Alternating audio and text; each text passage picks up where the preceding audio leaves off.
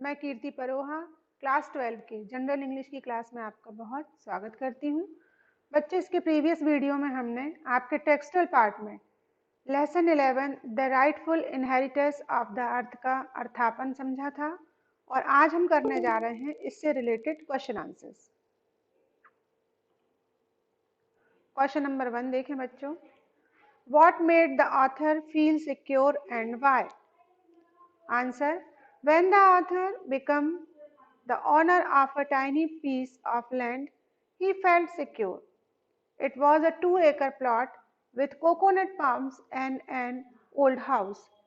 अब इसमें पूछ रहे हैं कि जो ऑथर, जो लेखक है, वो बहुत सुरक्षित महसूस कर रहा था। क्यों? उसका आंसर है कि जब उस लेखक ने इसका एक छोटे से पृथ्वी के एक छोटे से टुकड़े का मालिक बन गया था तो उसको कैसा लगा कि वो बहुत सुरक्षित है। और वो छोटा टुकड़ा क्या था? वो 2 एकड़ का एक प्लॉट था जिसमें कोकोनट यानी नारियल के वृक्षों से लदा हुआ था और एक पुराना घर भी था वहां पर। क्वेश्चन नंबर 2 देखें बच्चों। Write 2 ways in which the crows irritated the author. ऐसे कौन से 2 रास्ते थे या 2 तरीके थे जिससे कौओं ने उस लेखक को परेशान या इरिटेटेड करके रखा हुआ था? Answer: the crows made loud and rough sound and they swoop down on the chicks. This irritated the author. कौवे जो थे, एक तो उनकी जो आवाज थी वो बहुत तेज और कर्कश थी और वे जो मुर्गी के जो बच्चे चिक्स रहते हैं उन पे झपटते थे या उनको खा लेते थे। ये सब क्या करता था? ऑथर को इरिटेटेड करके रखता था। Question number 3, What similarities did the hawks share with crows?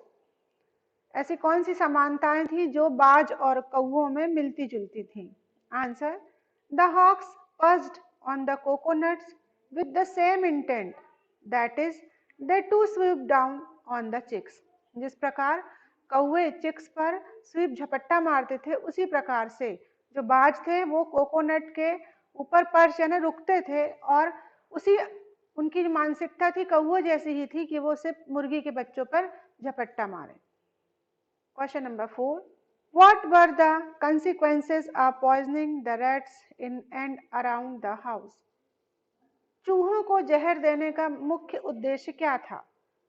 क्या चीज थी और उससे क्या क्या आगे परिणाम प्राप्त हुए? Answer: The consequences of poisoning the rats was that in 4 days 5 hens, 12 squirrels, 200 rats and a cat were killed. Dead rats rotted in the attic and the foul odor spread all over the house. चूहों को जहर देने के परिणाम क्या हुए कि 4 दिनों में ही 5 मुर्गियां, 12 गिलहरियां और 200 लगभग चूहे और एक बिल्ली मर गए। जितने मरे हुए चूहे थे वो अटारी पे मर गए थे, तो इसलिए उन्होंने बहुत बुरी दुर्गंध पूरे घर में फैलना उनकी चालू हो गई थी। नेक्स्ट क्वेश्चन देखें। Why did the poisoning not stop tender coconuts to fall? चूहों को जहर देने के बाद भी उन कोमल नारियलों का गिरना बंद नहीं हुआ। क्यों? Answer: It was because the culprits were not rats for falling off tender coconuts. ऐसा इसलिए हुआ, नारियलों का गिरना बंद इसलिए नहीं हुआ क्योंकि जो दोषी थे, लेखक पहले समझ रहा था कि दोषी कौन है? चूहे हैं, लेकिन यहाँ पर जो कल्प्रिट या जो दोषी थे वो चूहे नहीं थे, इसलिए नारियलों का गिरना बंद नहीं हुआ।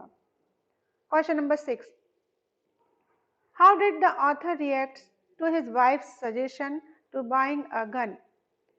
लेखक ने क्या प्रतिक्रिया व्यक्त की जब उसकी पत्नी ने उसको सजेस्ट किया कि हम एक बंदूक खरीद लेते हैं या गन खरीद लेते हैं? Answer: it was found that bats were the culprits.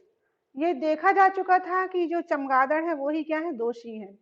His wife suggested that a gun should be bought. तभी उसकी पत्नी ने उसको सुझाव दिया कि एक गन खरीद लेते हैं। The author was against this suggestion. जो लेखक था वो इस सजेशन या इस सुझाव के खिलाफ था। ही सेड, उसने कहा, the gun is a symbol of cruelty. जो गन या बंदूक है वो निर्दयता का प्रतीक है। It is the child of sin. ये एक बुराई का छोटा बच्चा है। Man should never have invented it. मनुष्य को इसका आविष्कार नहीं करना चाहिए था। क्वेश्चन नंबर 7 देखो बच्चों। What conclusion did the author derive after the incident at the Iceland?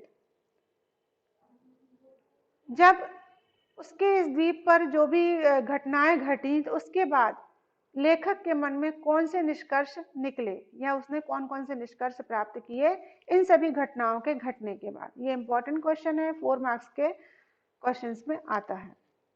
Answer, the author concluded that bats are one among God's many creation. Author ने ये निष्कर्ष निकाला कि जो चमगादड़ हैं वो क्या है, वो भी ईश्वर की बनाई गई रचनाओं में से एक हैं। Let us be satisfied what we get after they have taken their share. और हमें उससे संतुष्ट होना पड़ेगा जबकि चमगादड़ अपना शेयर या अपना भाग ले लेंगे, उसके बचे हुए भाग से हमें संतुष्ट होना पड़ेगा।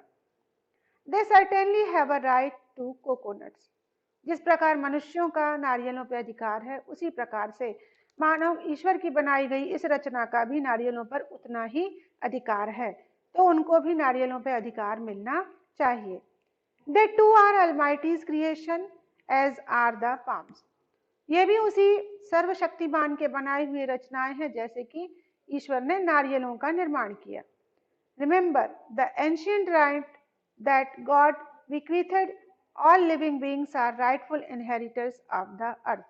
हमें याद रखना चाहिए कि जो पुरानी उक्ति है, ये जो पुराना अधिकार जबकि ईश्वर ने बना के रखा था कि सभी जीवों को, सभी जीव इस पृथ्वी के उतने ही उत्तराधिकारी हैं। जिस प्रकार मनुष्य इस पृथ्वी पर अपना अधिकार करता है उसी प्रकार से पृथ्वी पर उत्पन्न होने वाले समस्त जीव उसी प्रकार से उसका उपभोग कर सकते हैं।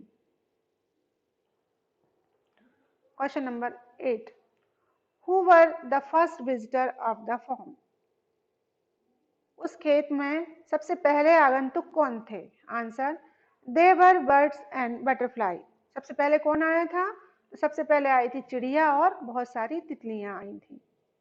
तो बच्चों ये थे आपके क्वेश्चन आंसर और नेक्स्ट वीडियो में हम आगे के लेसन्स को पढ़ेंगे। थैंक यू बच्चों।